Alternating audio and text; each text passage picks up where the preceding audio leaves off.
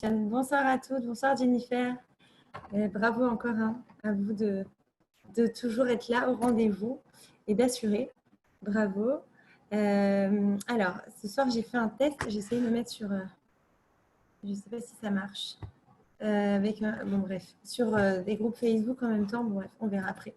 Alors, ce soir, on va parler d'un sujet qui, j'espère, va vous plaire. On va parler de la charge mentale. Et oui, c'est un sujet qui est, vous le savez, hein, très, très en vogue. Très... Oui, ça a l'air de marcher. Attendez, excusez-moi. Ouais, c'est bon. Excusez-moi, je vérifiais. Voilà, on est dans un sujet qui est très en vogue en ce moment, surtout après le confinement. Enfin, on est quand même en France, je crois que les enfants n'ont pas repris pour tout le monde l'école, ou certains jours et pas d'autres jours. Donc là, la charge mentale, si de toute l'année, elle est déjà assez grande, alors ne parlons pas de cette période, elle est arrivée au maximum.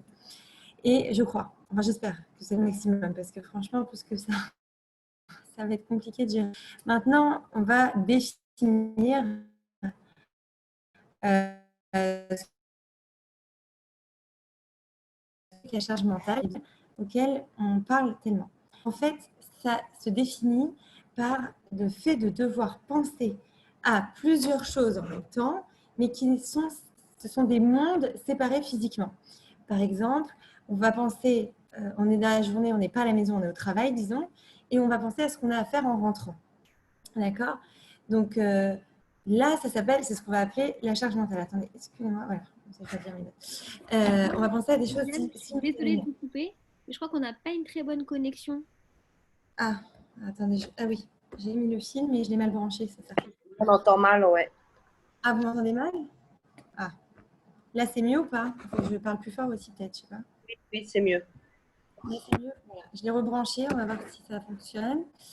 Alors, euh, donc je vous disais, oui, qu'en fait, donc, c'est plus qu'un concept, on va dire, d'une double journée où en même temps, on va enchaîner les journées. Vous savez, quand on est au travail ou on est ailleurs la journée, puis le soir, on rentre, allez, on recommence, c'est reparti pour un tour. On doit s'occuper des enfants, de la maison, des charges du quotidien, des tâches ménagères. On doit, pas seulement, on doit organiser l'emploi du temps des enfants, on doit organiser les courses, enfin tout ce que demande une maison, parce que c'est comme une petite entreprise, une maison, hein, finalement, c'est vraiment la même chose. Et donc, en fait, si on a déjà un travail à l'extérieur, on se sent très vite débordé et c'est normal parce que c'est effectivement, j'ai envie de dire presque trop pour une seule personne. Je pense qu'on sera toutes d'accord là-dessus. Et en fait, ce que ça veut dire la charge mentale, c'est qu'on se sent envahi par les pensées quand on est dans un autre lieu et par des pensées qui concernent un autre endroit. Par exemple, je suis au travail, je vais penser à la maison. Et quand je suis à la maison, je vais penser à ce que j'ai à faire au travail. Vous avez remarqué que ça nous fait souvent ça d'ailleurs, qu'on va être à la maison, on va penser à ce qu'on a à faire au travail, on va être, enfin vraiment, c'est automatique et inversement. Et en fait, on a l'impression qu'il faut être partout en même temps. Or, ce n'est pas possible, il faut bien comprendre nos limites et on a du mal avec ça parce qu'il y a un vrai tiraillement intérieur et il y a une vraie demande. C'est-à-dire que combien de fois on va recevoir, enfin combien de mamans je traite d'ailleurs, mamans de femmes, mais qui sont aussi mamans et qui ont aussi un travail, elles vont avoir un besoin de répondre aux appels téléphoniques du travail pendant qu'elles sont avec leurs enfants. Et quand elles sont au travail, évidemment, on sait qu'on est maman 24 heures sur 24, 7 jours sur 7. Automatiquement, on est au travail, si notre enfant il appelle ou si l'école appelle, ou si... Alors là, tout de suite, on arrête tout, on répond automatiquement. Donc en fait, oui, on doit être partout en même temps quelque part. Oui, il y a un stress permanent. Et oui, c'est une charge mentale qui est, c'est ce que, par son nom l'indique, une charge, c'est-à-dire une pression, je dirais même, une pression mentale qui est énorme et qui va forcément nous amener qui va aller de pair avec un stress chronique. Alors le stress chronique, c'est quoi? Le stress chronique, ça se définit par certains symptômes. Donc, c'est assez. C'est-à-dire, ça peut être des symptômes qui sont valables pour le stress et valables pour la charge mentale. Si, par exemple, vous avez des problèmes à vous endormir, des insomnies, parce que vous réfléchissez sans arrêt, sans arrêt, sans arrêt, vous sentez que ça tourne, ça tourne, ça tourne à l'intérieur, enfin à l'intérieur, dans votre esprit, dans votre mental, il ne s'arrête jamais. J'ai des gros problèmes de connexion là, je crois. Vous m'entendez bien? Vous me voyez bien, je crois, sur Zoom. J'espère. Dans le stress, pardon, ça vous empêche de dormir et parfois ça vous réveille. J'avais une maman, par exemple, qui me disait tous les matins, elle a un rythme incroyable. Vraiment, elle était partout à la fois. Et elle me disait, je me réveille tous les matins à 5 heures. Et c'est dommage. Franchement, on a besoin de ce sommeil. Le sommeil, c'est un élément phare et primordial pour justement se sentir bien et pour assurer, surtout si on doit être partout. Et le paradoxe là-dedans, c'est que plus j'en ai à faire et moins j'arrive à dormir. Parce que plus j'en ai à faire, moins je suis détendue intérieurement, plus je suis stressée et moins j'arrive à me concentrer, à me focaliser, à me dire ça va aller. En fait, plus je me sens débordée, dépassée, moins j'ai l'impression que je vais y arriver et moins j'arrive à dormir.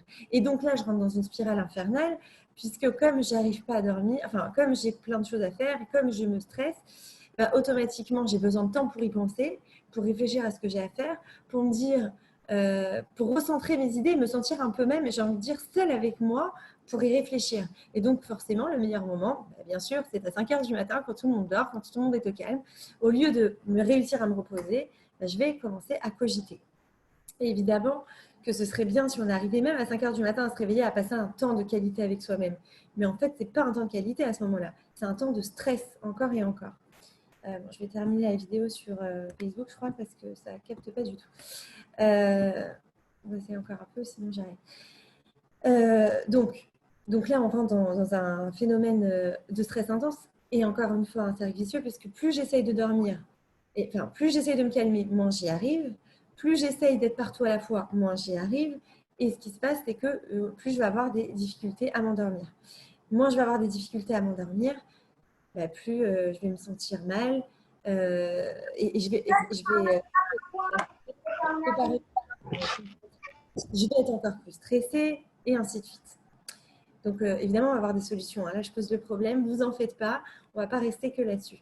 Donc, évidemment, quand j'arrive pas à dormir et que je me sens très tendue intérieurement, je vais être nerveuse, je vais être irritable, je vais me sentir épuisée. Je peux avoir aussi des problèmes alimentaires. Et donc, je vais, par exemple, compenser par la nourriture, qu'on appelle manger ses émotions. C'est-à-dire que je vais essayer de me calmer pour être rapide. Je vais essayer de... on n'oublie pas, j'essaye d'être partout à la fois. Donc, j'ai besoin d'être énergique à tout moment, à tout instant. On me demande partout. Alors, évidemment, non, je vais venir à ça après.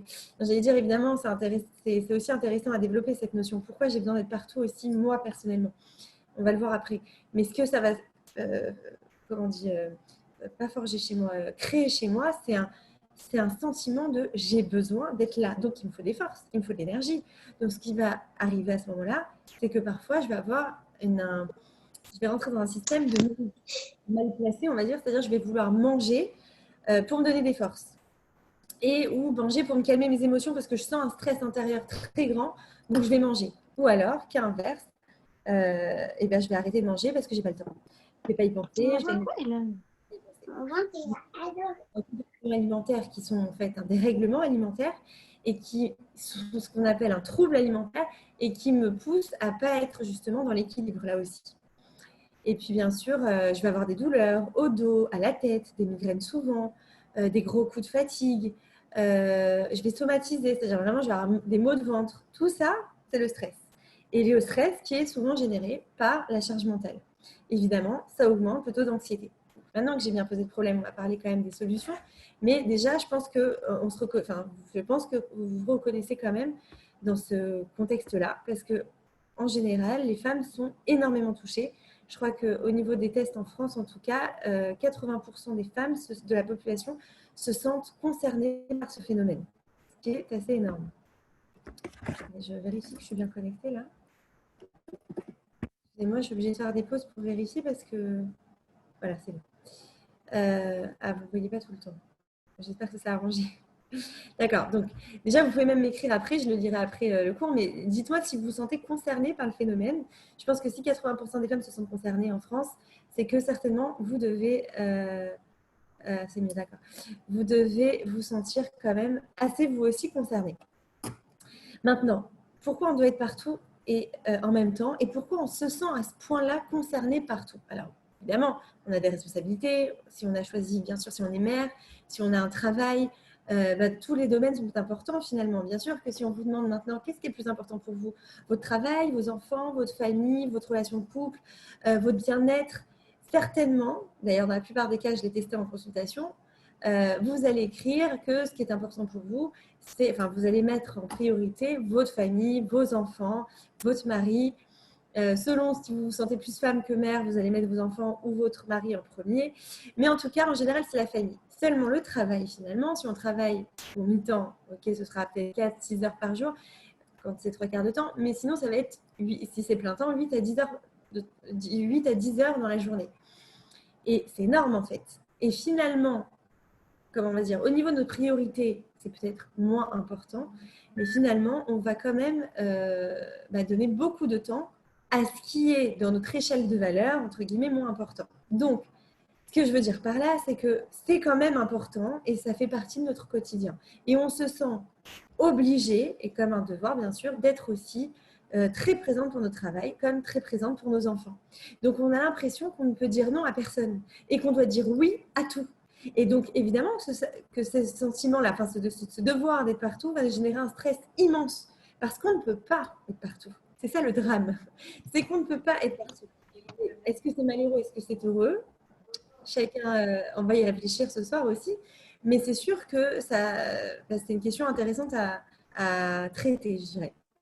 Maintenant, ça aussi, pourquoi il y a des femmes aussi qui vont se sentir très bien dans ce stress, entre guillemets très bien, parce que oui, qui peuvent se sentir bien, on a l'impression qu'elles gèrent bien en tout cas, que ça se passe bien, et qui même quand elles n'ont pas autant de choses à faire, j'en ai comme ça qui me disent non mais quand je ne marche que sous la pression, et que quand je ne me sens pas sous pression, j'avance beaucoup moins, je procrastine beaucoup plus. Alors procrastiner, ça veut dire, on va dire, c'est remettre tout à plus tard, c'est-à-dire je traîne, je remets tout à plus tard.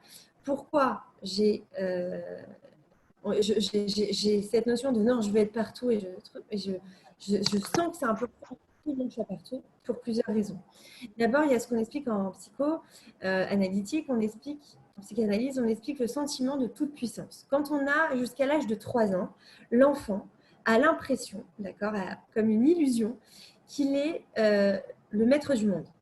Pourquoi? Parce que justement, à partir du moment où il naît, pour lui, le fait de naître, à partir du moment où il naît, en fait, on l'allaite, dès qu'il pleure, on l'allaite, il a un lien avec sa mère, évidemment, qui est très fusionnel, il a l'impression qu'il fait partie encore de sa mère, il n'a pas encore réalisé qu'il n'est plus dans le ventre et qu'il en est sorti, et il a l'impression que voilà, dès qu'il va émettre un son, il va pleurer ou quoi, on va vite lui donner le sein ou le biberon, on va s'occuper de lui, on va le changer, il va avoir de l'attention dès qu'il va exprimer un besoin, de façon générale.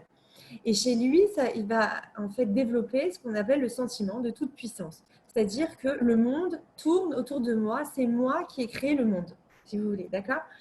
Et normalement, vers l'âge de 3 ans, à partir de 2 ans, entre 2 et 3 ans, il va commencer à grandir, il va commencer à comprendre que son corps, il va prendre conscience de son corps, que ce n'est plus le corps de la maman. Et à ce moment-là, eh bien, il prend conscience de sa différence et quelque part, on explique ça en psycho, je ne vais pas rentrer dans les détails, mais de son vide, qu'il n'est pas entier quelque part. Et donc, il n'est plus tout puissant. Et là, c'est justement la phase du non, où on doit absolument, avec les enfants, c'est l'affirmation de l'enfant, et on doit l'aider en fait à s'affirmer. Et c'est vrai que c'est la phase un peu difficile pour nous les mamans, parce que l'enfant commence à se distinguer, à montrer son caractère, à dire non quand on a envie qu'il dise oui. Et en fait, normalement, si on ne le pousse pas à ce sentiment de toute puissance, c'est-à-dire qu'on lui affirme que oui, en fait, on lui dit non, on ne le laisse pas dire oui, on ne lui dit pas oui à tout parce qu'on n'a pas envie de crise, par exemple, on ne cède pas en fait à toutes ses volontés, bien à partir de ce moment-là, l'enfant va comprendre qu'il n'est plus tout puissant. D'accord? Maintenant, le sentiment de toute puissance explique énormément de choses en psychanalyse parce qu'en fait, il explique aussi le fait, par exemple, la culpabilité. Vous savez, parfois, on peut ressentir de la culpabilité, mais à chaque instant de notre vie. Ça va s'expliquer aussi par la toute-puissance. C'est-à-dire qu'en fait, je ne me suis jamais séparée de ce sentiment de toute-puissance. Peut-être que, mais c'est une éventualité, et il y a peut-être d'autres raisons, on ne m'a pas assez dit non petit ou je n'ai pas senti assez qu'il y avait des limites, en fait. J'ai toujours senti, c'est-à-dire même au-delà de mes 2 ans et de mes 3 ans, que tout le monde tournait autour de moi. Donc, le monde tourne autour de moi pour le bien, mais le monde tourne autour de moi pour le mal. Ça veut dire que si je ne suis pas présent dans certaines situations, c'est-à-dire, s'il se passe quelque chose qui n'est pas sous mon contrôle, mais moi, je n'ai pas cette impression, qui n'est pas sous mon pouvoir d'action, j'ai l'impression que c'est de ma faute. Donc, je vais culpabiliser pour tout, parce que j'ai l'impression que je suis le maître du monde inconsciemment. J'espère que vous me suivez là. Je suis partie d'un psycho un peu profonde, mais d'accord. C'est-à-dire que puisque j'ai l'impression que je suis à l'origine de tout, bah forcément, je culpabilise pour tout. D'accord. Si je prends conscience que non, je ne suis pas à l'origine de tout, j'ai ma place, elle est limitée. Et ça, en fait, c'est à mes éducateurs, donc mes parents, les adultes autour de moi, à me mettre des limites. C'est primordial pour que je puisse concevoir que je ne suis pas à l'origine de tout. Et c'est bon pour moi, en fait. Quand on dit que c'est bon de cadrer les enfants et c'est bon de leur dire non, même s'ils vont pleurer, eh bien, on ne peut pas dire… Enfin, là, vous avez la preuve, en fait. Que ça va, en fait, calmer ce sentiment de toute puissance, même l'apaiser complètement. Et là, l'enfant va comprendre qu'il n'est plus à l'origine de tout. Bien sûr, ça va générer quelques frustrations, hein, je ne dis pas, et c'est pour ça qu'il pleure d'ailleurs. Mais c'est sain, puisque dans la vie, évidemment qu'on n'est pas à l'origine de tout, on a une place qui est quand même assez limitée. Maintenant, ce qui se passe quand on grandit, qu'on devient des femmes et des hommes, mais là, on est entre femmes, bien sûr, ce qui se passe à ce moment-là, c'est que quand on a ce sentiment qui est très fort, c'est-à-dire qu'on est dans notre présent, dans notre quotidien, et on sent qu'effectivement, la situation fait qu'on doit être partout, à tout instant. Alors, ça fait un peu gros de dire ça. Bien sûr qu'on comprend que de, par exemple, je sais pas, 8h à 17h, je suis au travail, et de 17h au lendemain, je suis chez moi et je suis avec ma famille, mes enfants, et ainsi de suite. Concrètement, je le comprends, je le conçois. Mais psychiquement, j'ai envie de vous dire, pas forcément, puisque qu'est-ce qui se passe à ce moment-là? On remarque bien que finalement, quand je suis à la maison, je vais penser à mon travail, comme on a dit tout à l'heure. Donc finalement, je ne suis pas vraiment à mon instant présent, je suis un peu partout. D'accord? Et si on m'appelle, si, je sais pas, mon boss m'appelle alors que je suis à la maison, je vais y répondre, évidemment. Si une collègue m'appelle, a rencontré un problème, elle a besoin de savoir, je vais peut-être lui répondre. D'accord? Je vais avoir du mal à faire la part des choses. Ou alors, si je ne réponds pas parce que je me dis, ah non, j'ai pris une décision maintenant, quand je suis avec mes enfants, je suis avec mes enfants, je répondrai plus tard. En général, qu'est-ce qui se passe? Ça travaille. À l'intérieur, on se dit, attends, qu'est-ce qu'elle a voulu? Attends, peut-être que j'ai mal rendu ce dossier. Attends, enfin, bon, chacune avec son travail, hein, chacune identifie bien sûr avec sa profession. Mais ça va continuer à travailler. On risque fort de culpabiliser, de se dire, est-ce que j'ai bien fait de ne pas répondre? Bon, attends, je me dépêche de vite mettre mes enfants au lit parce qu'il faut que je rappelle, ou il faut que je sache, ou elle m'a envoyé un mail, attends, je vais jeter un petit coup d'œil furtif pendant que la petite se brosse les dents. Peu importe, notre tête, elle n'est pas 100% à notre présent, d'accord? Et c'est ça aussi une des bases de notre problème, c'est que comme on n'est pas forcément sur notre présent, on souffre terriblement. Et on se sent, encore une fois, ça entretient ce sentiment de je suis tiraillée partout. Et encore une fois, ça entretient donc le sentiment de stress et ça ne réduit pas la charge mentale. Donc voilà, ce soir, le but, évidemment, c'est de… Là, je vous ai expliqué tout le mécanisme de la charge mentale. J'espère que j'étais claire pour qu'on arrive ensuite aux solutions. Mais évidemment, pour comprendre les solutions, il faut comprendre ce qui se passe en nous à ce moment-là. Donc, pour arriver à faire la part des choses, je crois que c'est le rêve d'énormément de femmes, d'arriver à déléguer. En fait, déjà, premièrement, une des solutions, c'est d'arriver à déléguer. Je sais ce que certaines femmes sont en train de penser. Ah bah moi, je veux bien déléguer, hein, mais quand il n'y a personne à qui déléguer, il y en a une, elle me disait souvent, mais je suis entourée d'incompétents, qu'est-ce que vous voulez? C'est pas ma faute, hein. Je suis entourée d'incompétents. Au travail, ça veut dire la secrétaire, elle sert à rien. Le chef commercial, enfin bref, le chef commercial, il n'est pas compétent du tout, il ne sait rien faire, je suis obligée de faire sa part de boulot en plus de la mienne. Enfin bref, elle me faisait tous une liste et à la maison, n'en parlons pas, mon mari, pratiquement, il ne sert à rien. Voilà. Donc forcément, si je suis entourée d'incompétents, ça ne peut pas marcher. En fait, quand on délègue, première règle, on va parler de la première, on va dire la première condition, mais enfin, pour libérer notre charge mentale, c'est de déléguer. Mais pour déléguer, il faut savoir et se mettre en tête que la personne à qui on va déléguer ne fera jamais le travail de la même façon que nous. Alors, j'ai bien dit de la même façon que nous, je n'ai pas dit aussi bien que nous, parce que par exemple, si je pense à cette patiente, c'est ce qu'elle disait. Ah non, mais personne ne fait aussi bien que moi, donc du coup, je me sens obligée de le faire moi, parce qu'après, je rattrape les erreurs derrière. Et en fait, il faut comprendre que d'abord, se libérer de la charge mentale, il faut comprendre qu'elle nous fait souffrir, cette charge mentale. Il faut d'abord prendre conscience. Non, donc en fait, avant de déléguer, il faut d'abord prendre conscience. Je m'excuse, pas dans l'ordre. D'abord, on prend conscience. On prend conscience que c'est cette charge mentale qui me cause du stress Et c'est ce stress qui est néfaste pour mon épanouissement. C'est ce stress qui me fait du mal au quotidien. C'est ce stress qui va m'empêcher de dormir. C'est ce stress qui va m'empêcher de m'occuper à 100% de ma famille, alors que pourtant, dans mon échelle de valeur, ma famille, elle passe en premier. C'est ce stress qui va m'empêcher vraiment d'être détendue et souriante et d'appliquer tous les petits conseils que je vais écouter dans les cours à droite à gauche. C'est ce stress qui va m'empêcher d'aller boire un café avec une copine et vraiment me détendre. C'est ce stress qui va m'empêcher de penser à moi. D'accord? Donc ce stress, il est vraiment à l'origine d'énormément de mal-être finalement et de grands malaises au quotidien. Donc déjà, quand je prends conscience de ça, je suis prête à travailler sur moi, je suis prête à faire des efforts et je suis prête à me dire, bon, ok, j'écoute des astuces ou j'écoute des des conseils à appliquer pour que je me sente mieux. Et là, je suis prête à les appliquer. Mais tant que finalement, je ne souffre pas terriblement, c'est malheureux, mais c'est comme ça, l'être humain ne bouge pas. Ça veut dire qu'on ne bouge pas en réalité quand on ne se sent pas au fond du gouffre. Pourquoi? Parce que pour bouger ou pour changer nos habitudes, nos vieilles habitudes, il nous faut de l'énergie. Et il nous faut vraiment, vous savez, quand on rentre dans une nouvelle dynamique, quand on change les choses, vous savez, c'est comme voilà, quand on démarre un moteur, n'importe lequel, donc disons la voiture, quand on démarre, vroom, là, le premier vroom, je tourne la clé dans mon moteur, qu'est-ce qui va se passer? Ben là, je vais prendre une grande quantité d'essence. Une fois que je suis sur la même vitesse, pendant quelques kilomètres, ben, j'utilise toujours la même quantité d'essence. Mais le démarrage va me demander énormément d'essence, donc d'énergie. D'accord? Pour nous, c'est pareil, on fonctionne de la même façon. Quand je veux rentrer dans une nouvelle dynamique, je vais demander d'abord beaucoup d'énergie. Une fois que c'est enclenché, ça y est, j'ai pris ma vitesse de croisière, je ne ressens pas une énergie, je ressens pas le besoin de déployer une énorme énergie. Mais pour démarrer, il faut une énergie. Et donc, pour avoir cette énergie, d'où je vais la puiser, puisque je croule sur cette charge mentale. Donc, je n'ai pas envie encore, même si je sais que c'est pour mon bien parfois, je sais que c'est pour mon bien. Consciemment, je sais. Combien de fois j'ai entendu ça? Oui, oui, je sais ce qu'il faut faire. Je sais, mais j'y arrive pas. Et en fait, je le sais, mais au fond, je suis pas assez, finalement, désespérée pour enclencher ce démarrage. C'est paradoxal, ça aussi. Beaucoup de paradoxes chez l'être humain. Parce que c'est complexe, en fait. C'est ambivalent aussi.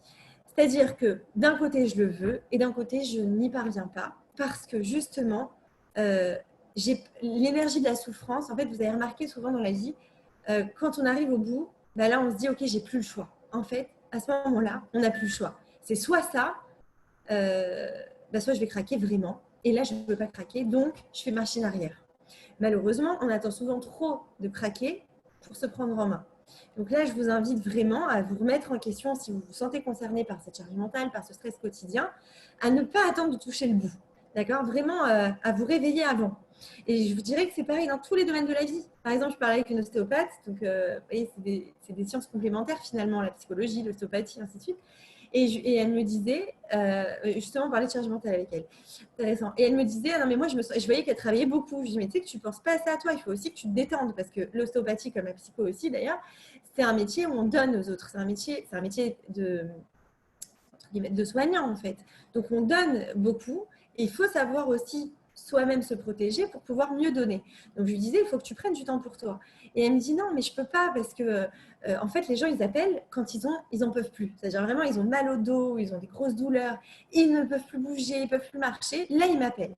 Et si je ne réponds pas à l'urgence, je perds mes patients. Donc, je suis obligée d'être présente, en fait. Et donc, c'est pour illustrer ce que je vous dis. Oui, quand on a très très mal, par exemple, au dos, quoi, on va aller voir quelqu'un pour nous soulager le dos. Mais quand on va plus ou moins bien, on a cette douleur. Hein. Tous les jours, on la sent comme ça. Vous connaissez cette douleur-là en bas du dos, plein le dos. D'ailleurs, comme l'expression le dit, j'en ai plein le dos. Souvent, on a mal au dos. À force de porter et psychiquement, et au niveau psychologique, et au niveau moral, mental, et au niveau physique, on porte énormément. Donc, on a souvent des douleurs comme ça. Mais tant qu'elle est supportable, la douleur, est-ce que vous la traitez? Franchement, entre nous. Est-ce que vous la traitez vraiment? C'est rare les gens qui la traitent. La plupart d'entre nous, ce qu'ils font, ils supportent jusqu'à que ce soit plus supportable. Et quand ils n'en peuvent plus, alors là, ils appellent tous les ostéopathes de la Terre. Le premier qui a un rendez-vous, le premier, je m'en fiche qu'il soit bon, pas bon, on s'en fiche. Là, je ne peux plus tenir, je ne vais plus pouvoir marcher, j'ai peur. Et puis surtout, il y a tellement de choses à faire, je ne peux pas. Donc, je vais courir chez l'ostéopathe ou le kinésithérapeute, peu importe. Mais je vais trouver une solution à ce moment-là. Là, je suis capable de la trouver, la solution. Vous voyez, c'est la même chose que pour tout dans la vie. Si vous avez été capable de la trouver à ce moment-là quand vous aviez très mal, pourquoi vous ne l'avez pas trouvée avant? Finalement, c'est la même solution. Vous auriez pu le faire avant. Mais avant, vous n'étiez pas dans l'urgence. Maintenant, vous êtes dans l'urgence. Donc, l'idée, c'est d'apprendre à réagir et agir quand on n'est pas seulement dans l'urgence. Quand on prend soin de soi, d'ailleurs, c'est ça ce qu'on apprend justement dans tout ce qui concerne l'épanouissement personnel. On ne vous répète jamais assez. Hein. Je sais, j'ai l'impression des fois de bâcher. Mais c'est vrai que quand on apprend l'épanouissement personnel, on dit les premiers mots d'ordre, c'est prenez soin de vous. Et ce n'est pas un luxe. Puisque si vous voulez gérer tout ce qu'il y a à gérer, ben, c'est vous qui gérez. Donc, soignez votre machine intérieure. J'ai envie de dire votre machine intérieure. Parce que c'est pareil quand on utilise une voiture, quand on utilise une machine à pain, peu importe. Si on ne prend pas soin de la machine, elle fera mal son travail. Voilà, c'est tout simple. Donc, si je veux bien faire mon travail, d'abord, je dois bien m'occuper de moi. D'accord ? Donc, voilà. Donc, tout ça pour vous dire que c'est pour illustrer le fait que je dois prendre conscience de mon importance, prendre conscience de mon être, prendre conscience de mon besoin pour pouvoir m'en occuper à temps. Pas dans l'urgence, à temps. Et c'est ça que je vous invite à faire ce soir. Et c'est pour ça, d'ailleurs, que vous regardez des cours, j'imagine. C'est aussi pour, bien sûr, comprendre plus de choses. Enfin, vous avez certainement beaucoup de raisons. D'ailleurs, ce serait intéressant que je vous pose la question. Vous pouvez m'écrire après, je lirai. Mais pour vous écouter des cours pour, je pense, comprendre plus de choses sur vous-même, pour vous épanouir plus, pour vous éclairer au quotidien. Et donc, si vous écoutez le cours, mais que vous ne mettez pas en application ce que vous écoutez, malheureusement, c'est intéressant, vous aurez agrandi votre connaissance, mais vous n'aurez pas agrandi, étendu l'épanouissement personnel. Vous n'aurez pas, j'ai envie de dire, agrandi votre être. Vous n'aurez pas, vous ne serez pas imprégné de ce que vous avez appris. Et la connaissance, quand elle n'est pas pratiquée, ben, ça devient de l'ignorance au bout de quelques temps. Tandis que quand on le pratique, on l'intègre. D'accord ? Donc voilà, c'est le but, quand vous regardez un cours vraiment, c'est de mettre en application dès le lendemain ou même dès le soir même. D'ailleurs, je crois que je vais vous donner quelque chose qui va être valable pour ce soir. Donc je vous disais, prenez conscience déjà de cette charge mentale. Première, et dans tous les, enfin, tout ce qu'on dira dans ces cours justement, qui concerne la psychologie, qui concerne l'épanouissement personnel, qui concerne même le couple, je vous dirais, ou l'éducation. Le couple, mais combien j'ai eu de couples en consultation, et je suis sûre que j'en aurai encore malheureusement, qui arrivent au moment où ils sont au bord du divorce. Alors il y en a, on arrive à les rattraper, bah, au crachet, mais il y en a, c'est trop tard, parce qu'ils sont arrivés trop tard. S'ils étaient arrivés au moment où ils sentent que vraiment ça commence à flancher, ou parce que ça ne flanche jamais, en général, rarement du jour au lendemain. Il y a quand même une petite... ça s'imprègne, c'est petit à petit en fait que le feu s'éteint. C'est jamais d'un coup. Petit à petit, on s'occupe moins l'un de l'autre, on s'entend moins, on se voit moins, on se regarde moins, on s'apprécie moins, on s'admire moins, on s'estime moins. Et à la fin, on ne peut plus se voir. Mais évidemment, c'est tout un processus. Et quand on arrive en général chez le thérapeute conjugal ou celui qui va s'occuper de vous, qu'on décide, on dit bon ok, là je peux plus, je vais aller voir quelqu'un. Là, il n'y a déjà plus rien en fait. C'est très dur de reconstruire sur le plus rien ou sur même pire que plus rien, sur la colère, sur la haine, sur la rage, sur toutes les rancunes passées, ainsi de suite. C'est très dur. Tandis que quand on y va, alors qu'on est encore au début du chemin, mais on sent que ça commence à pas aller et on sent que on n'arrive plus à communiquer, on sent que ça passe plus, qu'il y a quelque chose quand même qui commence à déraper. Et là, on va voir, il y a encore beaucoup de choses à faire qui vont nous permettre de rebondir. Et vous comprenez que quand on est à la fin, c'est beaucoup plus dur. Alors oui, on a l'énergie pour aller consulter, mais malheureusement, il y a beaucoup de parasites qui s'est mis entre moi et mon conjoint, en fait.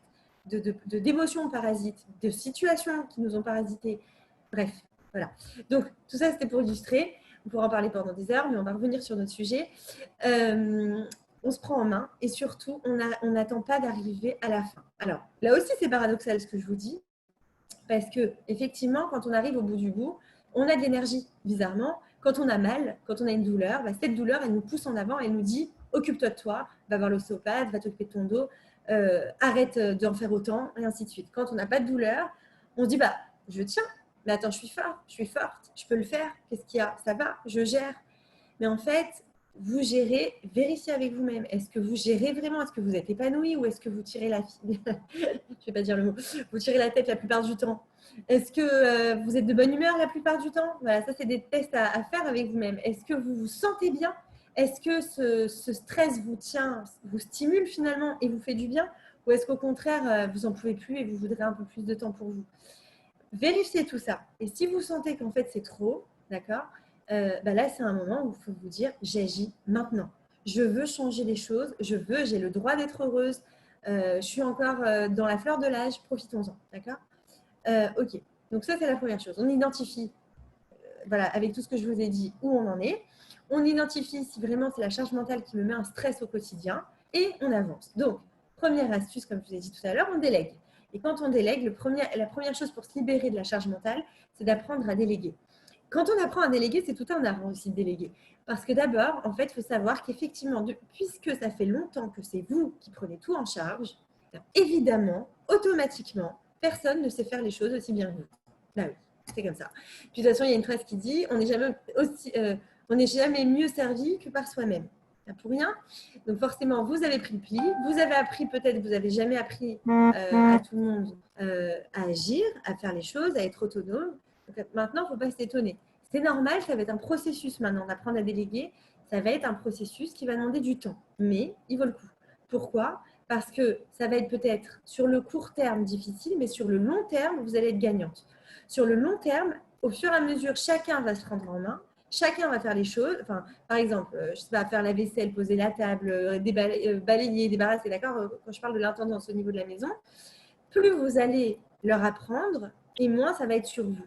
Même si ça met du temps, c'est la peine puisque après, vous allez vous sentir libre. D'accord? En tout cas, à la place de balayer, ranger, nettoyer à 8 h du soir, une fois, ou 8 ou 9 h du soir, dans le meilleur des cas, quand tout le monde est couché, et bien 8 ou 9 h du soir, ce sera votre temps de qualité. Avec votre mari, avec vous, avec un de vos enfants, peu importe. Mais ce sera du temps de qualité. Et ça, le temps de qualité, c'est ce qui apporte notre carburant au quotidien. Et on ne s'en rend pas compte. On s'en rend pas compte. On a l'impression euh, que le carburant, en fait, il vient de nous-mêmes. Il faut avancer, la responsabilité. On n'a pas le choix, il faut avancer. On n'a pas le choix, on peut avancer. On n'a pas le choix, il faut avancer. Il a une limite, lui aussi. Donc, la limite il y a un moment, encore une fois, vous n'allez plus en pouvoir, vous allez craquer. Et c'est ce qu'on appelle d'ailleurs le burn-out. D'accord? Le burn-out, c'est un terme qui a été employé au départ pour le monde professionnel et qui a été étendu, élargi à tous les domaines de la vie. Parce qu'on s'est aperçu qu'en fait, les femmes au foyer vivaient aussi des burn-out. Tous ceux qui sont en ce moment dans nos sociétés, on a de très fortes chances de passer par le burn-out si on n'apprend pas avant à lâcher prise. D'ailleurs, ce qu'on apprend là, c'est le lâcher prise. Ce que je veux vous transmettre là, c'est apprendre à lâcher prise. Il y a marqué que c'est instable, j'espère que vous m'entendez quand même. D'accord? Donc, pour ne pas arriver... Non, ce que je vous disais, c'était que pour ne pas arriver à ce stade, oui, c'est d'apprendre à déléguer pour que vous ayez... Donc non, c'est pas ça. Le carburant, c'est les moments de qualité, d'accord? Votre carburant, et ce qui vous empêche de tomber dans le burn-out, clairement, c'est de prendre du temps pour vous. C'est de savoir un peu pourquoi. Parce que quand on prend du temps pour nous, ça nous relie à nos aspirations profondes, ça nous relie à notre motivation, ça nous apaise. C'est-à-dire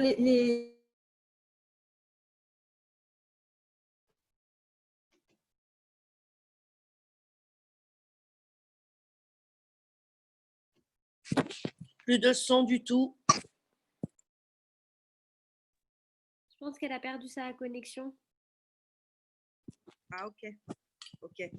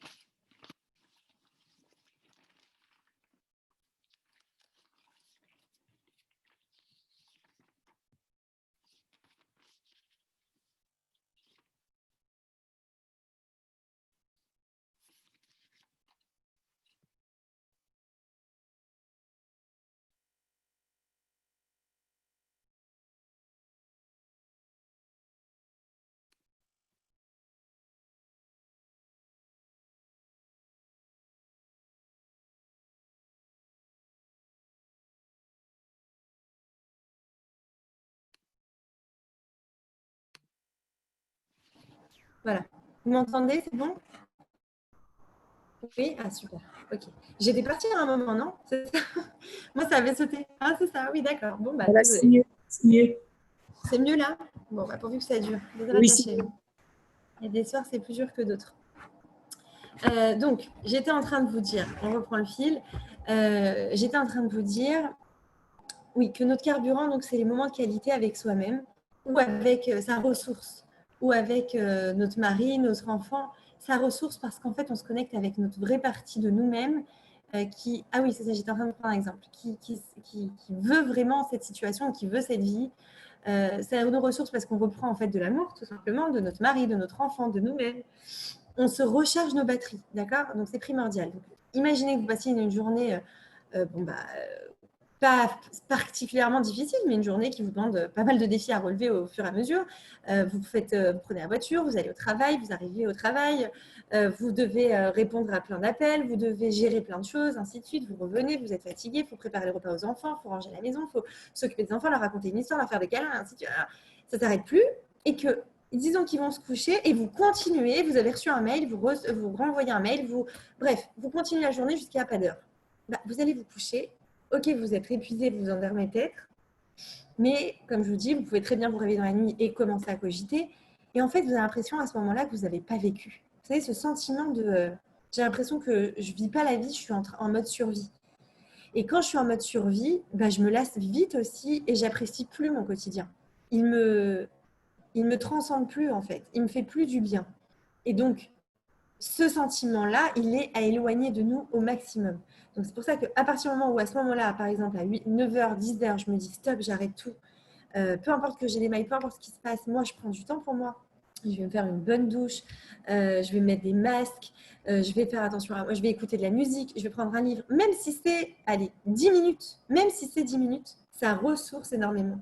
C'est pas le temps, c'est pas la quantité qui compte dans ce domaine, c'est la qualité. Et plus vous allez vous ressourcer avec vous-même, ou encore une fois avec une personne que vous aimez, peu importe, mais c'est bien aussi d'avoir des temps pour soi, plus vous allez avoir de l'énergie et de la bonne énergie cette fois pour votre quotidien. Et plus ce sera vraiment bénéfique, d'accord? Donc, exactement comme une voiture a besoin d'essence, et vous avez besoin de carburant, ce carburant pour vous remonter. Donc, la première phase, c'est première phase, on identifie, on prend conscience qu'on est dans ce schéma. Deuxième phase, on apprend à déléguer. Et troisième élément, on prend du temps pour soi. On prend du temps de qualité. Et j'ai envie de vous dire, dans ce cas-là, on a le droit de se forcer, on a le droit de se l'imposer. Parce que souvent, on dit non, il ne faut pas dire il faut, ni je dois, ni, je ne sais pas si vous l'avez déjà entendu, mais en épanouissement personnel, c'est ce qu'on dit. On doit éliminer de notre vocabulaire les mots comme je dois, c'est obligé, il faut. D'accord? Pourquoi? Parce que tout ça, ce sont des termes qui nous imposent et qui, juste le fait de le dire, déjà, ça me met un stress. Parce que je me sens obligée. Voilà. Obligée. Et c'est jamais agréable de se sentir obligé. L'être humain n'aime pas ça. On a besoin de sentir qu'on a fait le choix de. Très différent. Quand j'ai fait le choix, je me sens beaucoup plus en phase avec moi-même. Même si c'est compliqué, la tâche est compliquée, j'ai fait le choix. Donc c'est différent. Oui, Philippe, Je vais vous donner un exemple. Avec les mamans. D'accord, ok, mais c'est bizarre, ils te demandent pas beaucoup de papier. J'ai beaucoup de trucs, moi, déjà. Ah ouais, parce que moi, on m'a demandé 3 dernières quittances, 3 dernières fiches de paye, avis d'imposition, quittance de DGDF, quittance de téléphone. Je comprends pas qu'ils n'ont pas reçu mon dossier quand même. Donc là, c'est un numéro provisoire. Excusez-moi, on vous entend, madame. Allô? Comment ça, un numéro provisoire? Et puis, il te demande ton numéro de CAF. On n'entend pas. Bon. Et là, c'est quoi? C'est un numéro de CAF? Je suis en train de le faire. Tu peux couper les micros. Ah, d'accord, ok. D'accord. Bon, je te fais des bisous, je te remercie. À demain. Travaille demain? Ta banque, c'est toujours le Crédit du Nord à Anguin? Oui, toujours. Je t'ai envoyé le RIB. Ok. Elle est partie. Il te faut d'autres papiers. Ok. Exactement. Bon, je te fais des bisous alors. Ok, bisous, à demain. Un cours en même temps que le travail. Exactement. Exactement. Ça aussi, quand vous écoutez un cours, prenez ce temps. C'est important. Maintenant, voilà, il y a le téléphone qui sonne. C'est un appel important. Je vais y répondre. Voilà. Elle est partie parce que Jennifer, je crois Sur le Zoom. Jennifer, êtes-vous là? Bon, je ne sais pas. Alors, bon, ça y est. Alors, donc, on était en train de dire le carburant. Voilà, j'ai perdu le fil du coup. Désolée. Notre carburant. Attendez, ça a sauté encore? Non, c'est pas possible. Non, c'est bon. Excusez-moi. Bah, décidément, ce soir, c'est laborieux. Hein. Pourquoi d'ailleurs? Pourquoi? Parce que je parle de charge mentale peut-être. Peut-être plein de stress. Allez savoir. Ça met des ondes négatives. Allez comprendre. En tout cas, bon, j'ai perdu le fil. S'il y en a une qui s'en rappelle, vous pouvez me le dire avec plaisir. Mais j'étais certainement en train de vous parler du carburant. On a besoin de prendre du temps de qualité pour soi et ce n'est pas un luxe, c'est une nécessité, autant pour nous que pour notre famille et que pour tous ceux qui nous entourent. On fait un cadeau en fait. Ah oui, voilà. Merci beaucoup, Sterna.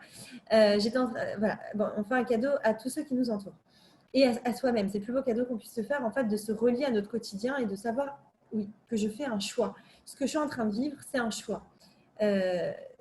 Et en fait, on peut trouver dans chaque élément de notre vie une raison de pourquoi je le fais. Parce que parfois, on se dit je dois, il faut, je dois, je suis obligée, il n'y a pas le choix. Non, non, si moi je ne le fais pas, personne ne le fera, et ainsi de suite. Peut-être, mais en fait, c'est un choix. Par exemple, je range ma maison parce que je sais que j'ai un besoin de propreté. Je réponds finalement à mon besoin. J'ai besoin qu'il soit satisfait. Et si ce n'est pas propre, je ne me sens pas bien. Et ce besoin, je suis en train d'y répondre. Donc finalement, ce n'est pas que je suis obligée de le faire. Je pourrais laisser la maison en l'air, en fait. Il y en a qui le font. Mais je ne le fais pas parce que j'ai ce besoin de propreté. Donc, je me relie à mon choix premier. Enfin, à mon besoin, pardon. Et donc, c'est mon besoin qui me guide dans ce que je suis en train de faire.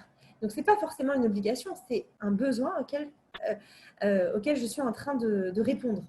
Et donc, je le satisfais et ça me fait du bien. D'accord? Maintenant, il va falloir faire le choix de s'écouter et de prendre du temps pour soi. Le problème, c'est que ça, on n'a pas été élevé comme ça.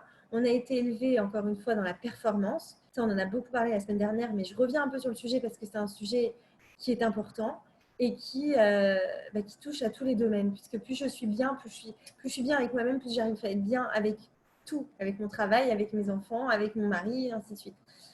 Donc, c'est primordial, en fait, de bien l'imprégner, ce sujet-là.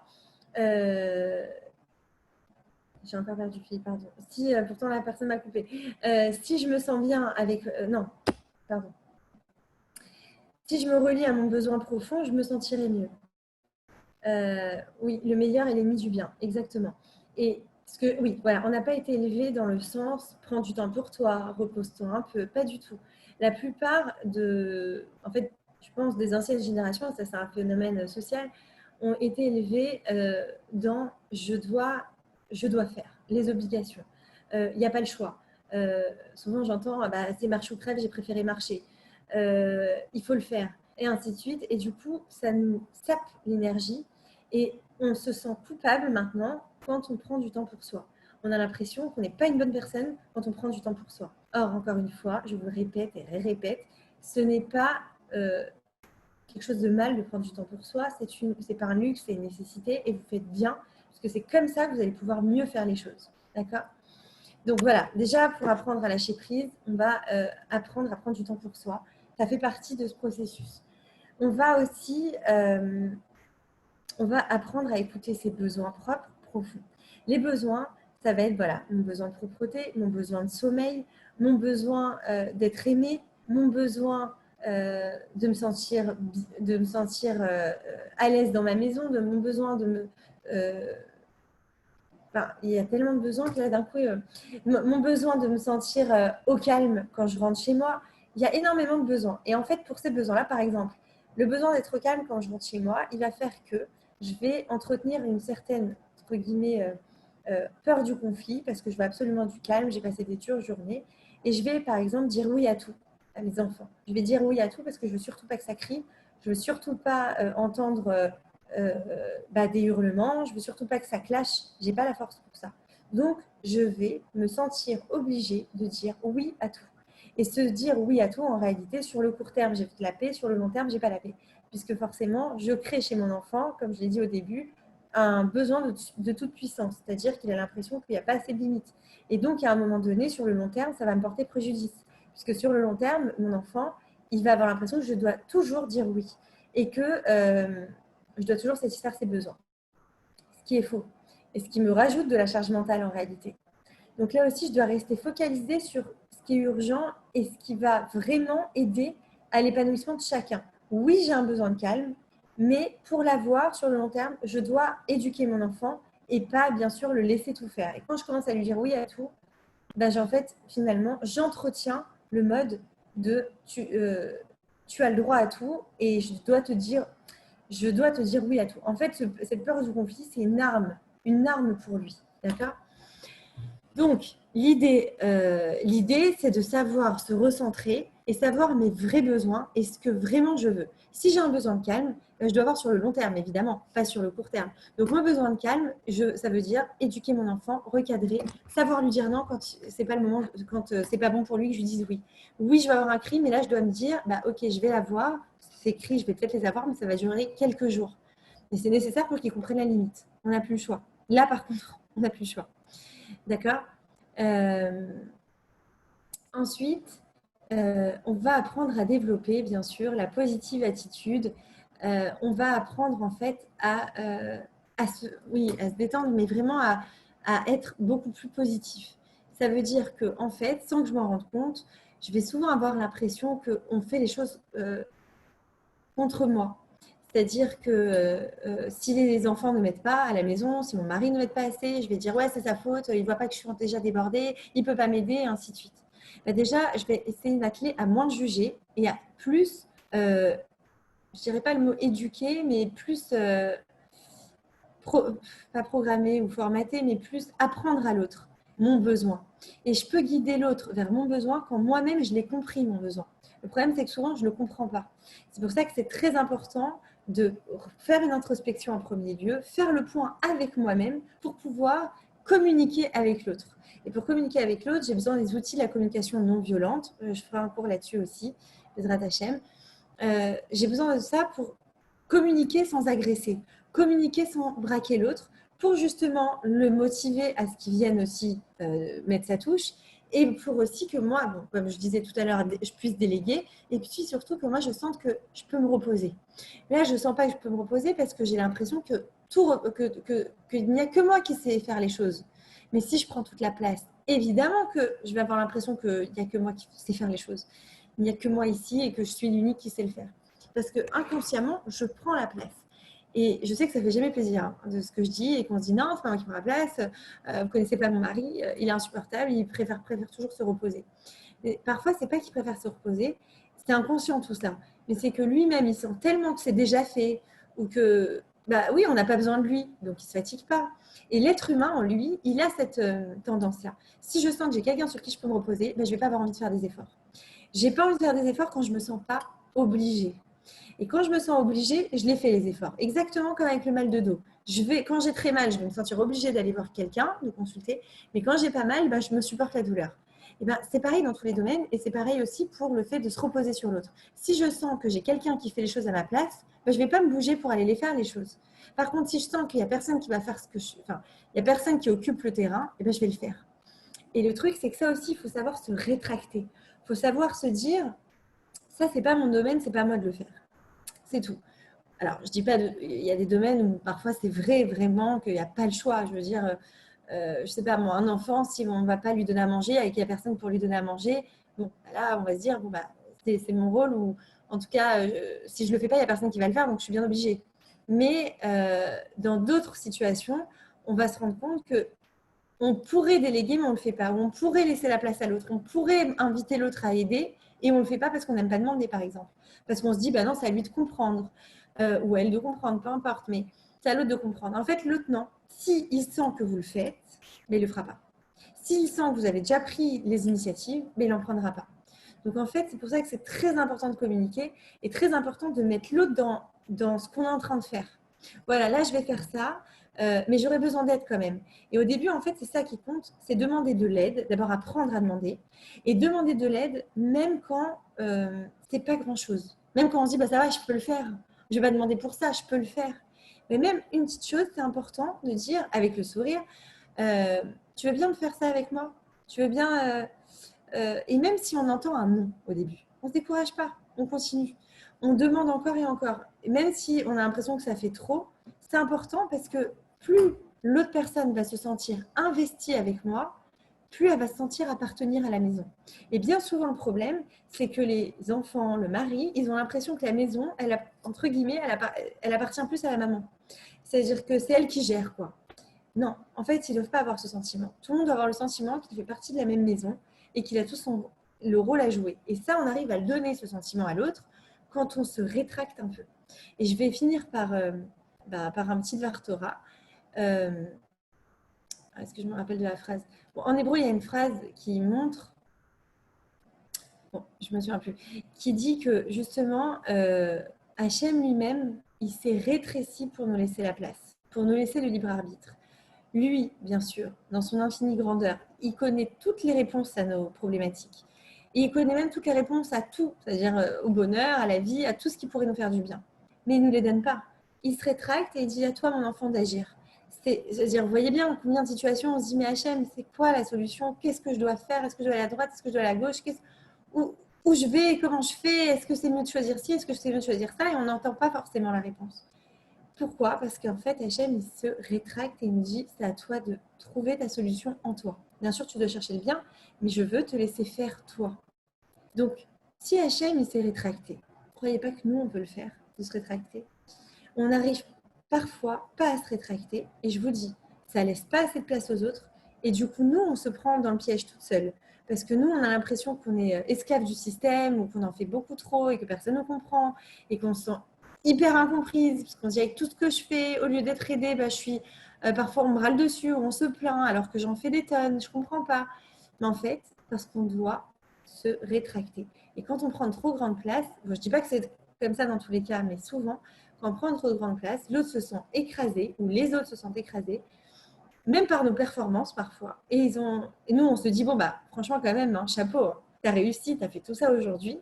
C'est bien d'un côté, c'est vrai que vous augmentez votre confiance en vous, parce que la confiance en vous touche aux performances, mais de l'autre côté, je dirais presque, ça peut retirer la confiance en l'autre. C'est-à-dire l'autre a moins de confiance en lui, du coup, ou alors se sent bien dans ses baskets en se disant, c'est bon, c'est ma femme qui fait tout, mais il n'apprécie plus autant finalement. Parce que tout ce qui est acquis, on n'arrive plus à apprécier. Tandis que quand on fait des efforts pour avoir quelque chose, on sent qu'on fait partie de ça, de cette entreprise et on se sent mieux. D'accord? Donc c'est assez paradoxal là aussi. Là, on se dit par exemple avec le mari, non, je ne veux pas lui demander parce qu'il va rouspéter, ou j'ai pas envie de lui demander parce que ça va le déranger, ou j'ai pas envie de lui demander parce qu'il ne va pas le faire. Mais si, demandez, parce que quand vous allez demander, c'est là qu'il va, au début, il va peut-être rouspéter, mais c'est pas grave. Il va se sentir aussi responsable de ce qui se passe dans cette famille et il va prendre aussi de la charge mentale avec lui. Vous allez la partager, la charge mentale. Peut-être pas dans un premier temps. Au début, c'est bon, tu veux que je t'aide? D'accord. Qu'est-ce que tu veux que je fasse pour t'aider? Donc là, la charge mentale est au maximum parce qu'en fait, on a envie de dire, mais tu vois pas là? Tu vois pas que tout est sans dessus-dessous? Tu vois pas l'évier qui déborde? Je sais pas, moi, le partage qui est pas fait, le linge partout? Non, ça, tu vois pas.